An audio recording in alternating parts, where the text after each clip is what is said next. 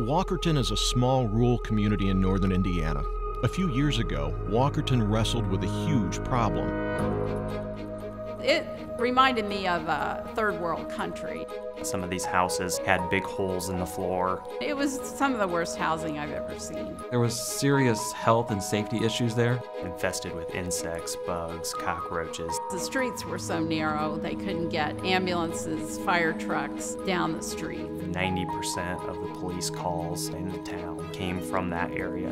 It was a real blight for the town. If you lived in West York, you were kind of one of those people.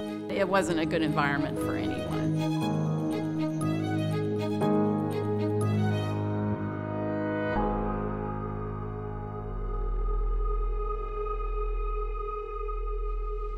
The neighborhood was called West York, a section of Walkerton where landlords charged outrageous rents for substandard housing.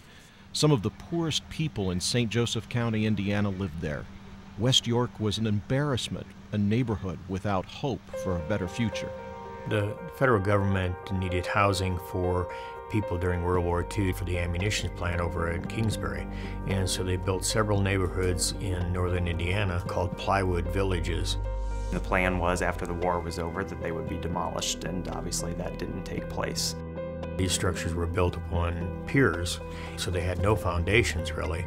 There was no insulation and no way to stop the wind from going underneath the homes to freeze up their pipes. Every winter we had 20 or more calls out there for frozen pipes, and that's per month. Having practically no functioning insulation, my gas bill is outrageous in the wintertime. The lady that lived in there that said that, hey, I don't need my house knocked down. I just need help paying my $600 a month electricity bill. A lot of these structures were duplexes, so you only had 400 to 500 square feet of living space in each half. Some of the landlords were making $700, $800 a month in rent off of these substandard homes that these people were willing to pay and live in because they didn't know any better. Renting to mostly new kids that are, I would say, 18 to 25, just starting out on their own. One house, the bathtub was falling through the floor, and the people were paying $400 a month to rent it. Over the years, the leadership of Walkerton tried to deal with the West York situation in a piecemeal fashion, but found that that didn't work. You had 208 families approximately living in a 13-acre area. Anytime a house came up for a tax sale, a fire, a burnout, somebody wanted to sell, the town would purchase those properties, and when they purchased them, then they would knock down the building, make a clean green space, and try to reduce density. That was a very slow process. Walkerton's leadership realized that only a comprehensive solution would work. Moving out the residents, demolishing West York completely, and building new homes. Here's the scope of the work. We're going to take a housing project, we're going to turn it into a cornfield, and we're going to take the cornfield and turn it into a new housing project. That dream could not be realized until a complex funding and investment plan was drawn up and multiple trusted partnerships established. We needed people who knew that area. We needed people that knew what this change was going to mean to the entire community of Walkerton. And that was the most important thing. We had Great Lakes Capital Fund. They came in early and they saw the project and worked with us to assemble everything and explain the project to all their investors. We have to create something that the investors are going to look at and say, we're willing to take a chance on this because you have all the right people involved. People would have to bend over backwards in order to make it work, and we had the folks that were willing to do that. Thank you for inviting us today for this ceremony to celebrate the groundbreaking here at Walkerton for the Dogwood Estates. It was critical that the city was there, that the developer was there, that the sources of the Affordable Housing Program money from the Federal Home Loan Bank, the state of Indiana, and the stimulus money, the state allocating credits to the development. Those were all critical pieces. First Source Bank was in the mix, and then we had a great contractor, Granite Ridge. Once we all came together and talked through, we realized then that it is possible through a collaborative effort to redevelop West York into something that everyone in the community can be proud of. We had a great team, we really did. Despite the sincere desire to eliminate the blight of West York, the plan at first met with resistance from some residents. Screaming mad wouldn't have been the word for it. I didn't like the fact that they could come in and say, "You're moving." I don't want to move away because this home has been my home for the last 10 years. They understood the need, but of course, just like with anybody else, it's okay to do it until it affects me.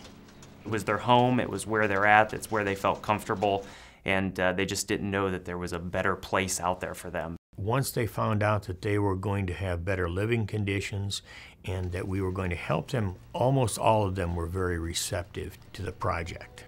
When they were able to tell us some more information about where we would be going and different options and how things were going to work out, that helped. I'm excited. I know it'll be a safe home for my kids.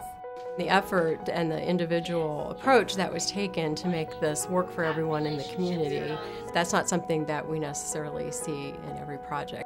I can see this is going to be a new beginning.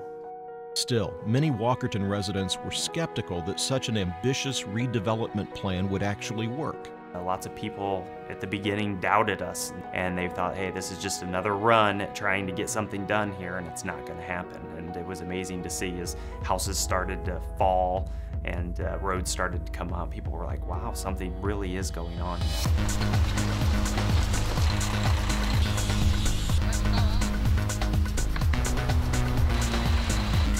Transform this area from West York to Dogwood Estates. We put in new street names. We changed the whole street structure.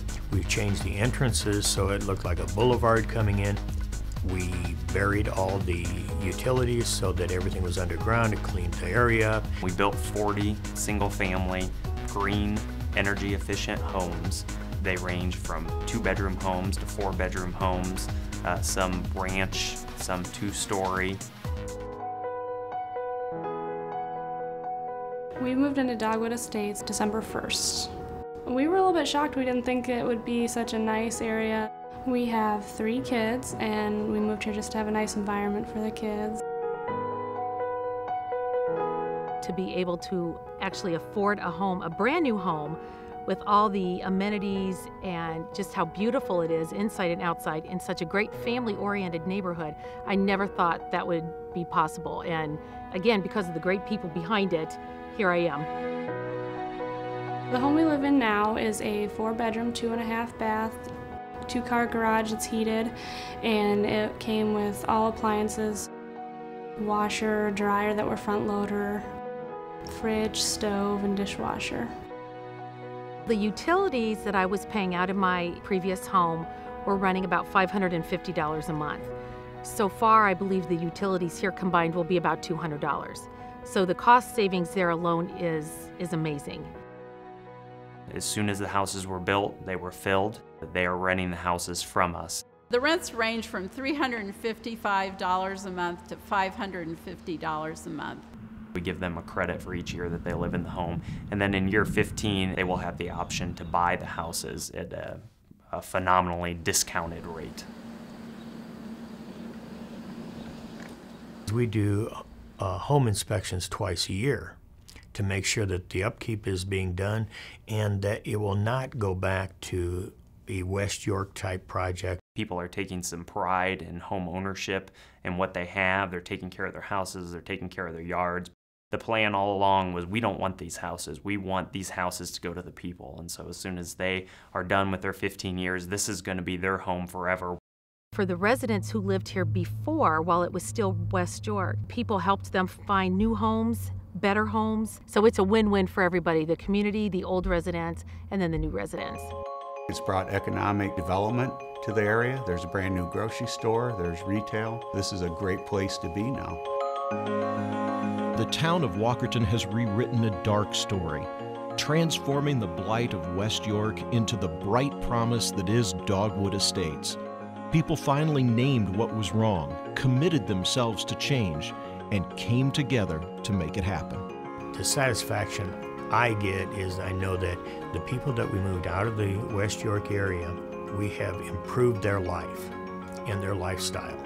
We've touched almost 200 families. Indiana takes a lot of pride in our rural communities, and it can be replicated. It can't be carbon copied because it is unique to Walkerton. But when you talk about engaging the public, engaging local officials, making sure that you have the right partners, that can be duplicated in any rural community in Indiana. We've done others like it in Michigan and Indiana and Illinois, Wisconsin. Now we're going to take what we learned with Dogwood to that next opportunity. Change is possible. Walkerton is a prime example that it really can happen. Somebody stood up finally and said, we're going to do this. And that's the heart of the story. And that's the thing, if there's a takeaway for anybody to learn from this, it's that.